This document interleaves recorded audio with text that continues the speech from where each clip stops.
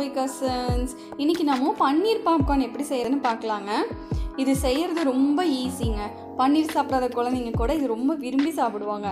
ரொம்ப டேஸ்ட்டாக இருக்கும். நீங்கள் டிவியில் ஒரு நல்ல படம் பார்க்கும்போதோ இல்லை ஈவினிங் ஸ்நாக்ஸ் சாப்பிட்றதுக்கோ இது ரொம்ப நல்ல ஒரு சாய்ஸுங்க. சூப்பராக இருக்கும் சாப்பிட்றதுக்கு. செய்கிறதுக்கு அதை விட ஜாலியாக இருக்கும். ஒரு தடவை செஞ்சு சாப்பிட்டிங்கன்னா அடிக்கடி செய்வீங்க. பன்னீர் பாப்கார்ன் எப்படி செய்கிறது வாங்க வீடியோக்குள்ளே போய் பார்க்கலாம்.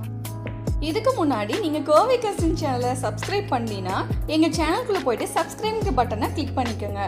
கூடவே பக்கத்தில் இருக்க பெல் ஐக்கானையும் கிளிக் பண்ணுங்கள். அதுக்கு மேலே இருக்கிற ஆல் அப்படிங்கிற பெல் ஐக்கானையும் கிளிக் பண்ணிக்கோங்க. அப்போ தான் நாங்கள் போடுற எல்லா வீடியோவும் உடனுக்குடன் உங்களுக்கு கிடைக்கும்.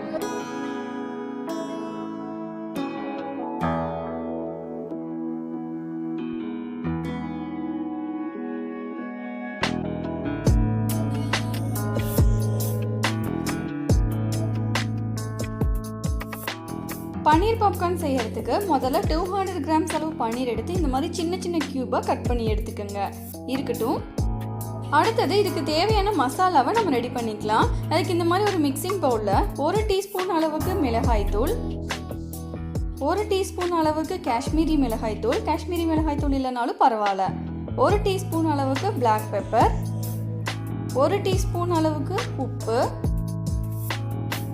1 டீஸ்பூன் அளவுக்கு ஆனியன் பவுடர், 1 டீஸ்பூன் அளவுக்கு கார்லிக் பவுடர். இது ரெண்டும் உங்ககிட்ட இல்லைன்னா 1 டீஸ்பூன் அளவுக்கு இஞ்சி பூண்டு விழுது சேர்த்துக்கோங்க. கூடவே 3 டேபிள் ஸ்பூன் அளவுக்கு மைதா, 3 டேபிள் ஸ்பூன் அளவுக்கு கார்ன்ஃப்ளவர், 1 டேபிள் ஸ்பூன் அளவுக்கு பொடியா நறுக்கின கொத்தமல்லி. எல்லாத்தையும் ஒன்றா சேர்த்துட்டு தண்ணி விடாமல் இதை நல்லா ட்ரையாகவே மிக்ஸ் பண்ணி எடுத்துக்கோங்க. இது கூட நீங்கள் 1 டீஸ்பூன் அளவுக்கு கரம் மசாலா கூட சேர்த்துக்கலாங்க. ரொம்ப டேஸ்ட்டாக இருக்கும். இப்போ நம்ம மிக்ஸ் பண்ணி வச்சுருக்கிற மசாலா கூட நம்ம க்யூபாக கட் பண்ணி வச்சுருக்கிற எல்லா பன்னீரையும் ஒன்றா சேர்த்துட்டு இந்த மாதிரி ட்ரையாக ஒரு தடவை கோட்டிங் கொடுத்து மிக்ஸ் பண்ணி எடுத்து வச்சுக்கோங்க. நம்ம மிக்ஸ் பண்ண பன்னீரை நல்லா இந்த மாதிரி எக்ஸ்ட்ராவாக மசாலா தூளெல்லாம் உதுத்தி விட்டு எடுத்து வச்சுக்கோங்க. இந்த மாதிரி இருக்கட்டும்.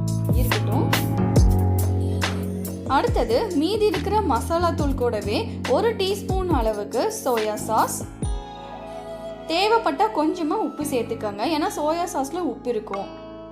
கூடவே 2 டேபிள் ஸ்பூன் அளவுக்கு இந்த மாதிரி கெட்டியான தயிர் சேர்த்துக்கோங்க.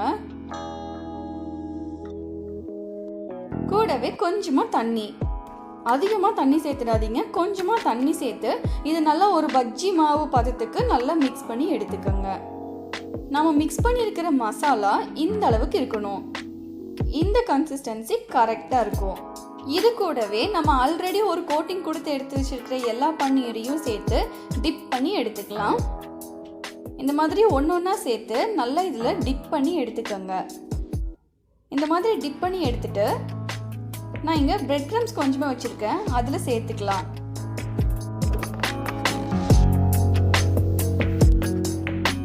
நம்ம மசாலாவில் டிப் பண்ணி எடுத்து வச்சுருக்கிற எல்லா பன்னீரையும் இந்த மாதிரி பிரெட் க்ரம்ஸோட சேர்த்துட்டு நல்லா பிரெட் க்ரம்ஸ் எல்லா பக்கமும் நல்லா கோட் ஆகிற மாதிரி நல்ல ஒரு கோட்டிங் கொடுத்து எடுத்து வச்சுக்கோங்க.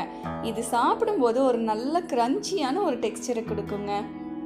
இந்த மாதிரி நம்ம எல்லா பன்னீரையும் ரெடி பண்ணி வச்சுக்கலாம். இந்த மாதிரி இருக்கட்டும்.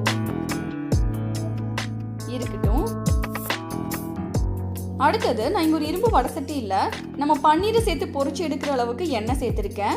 எண்ணெய் நல்லா காஞ்சிருக்கணும். கேஸ் ஸ்டவ் ஹை ஃப்ளேமில் வச்சு எண்ணெயை நல்லா காய வச்சுக்கோங்க. எண்ணெய் காஞ்சதையுமே நம்ம ரெடி பண்ணி வச்சுருக்கிற எல்லா பன்னீரையும் இதில் சேர்த்துக்கலாம். ஒன்றா சேர்த்துக்கோங்க, ஒட்டுக்கா போட்டிடாதீங்க.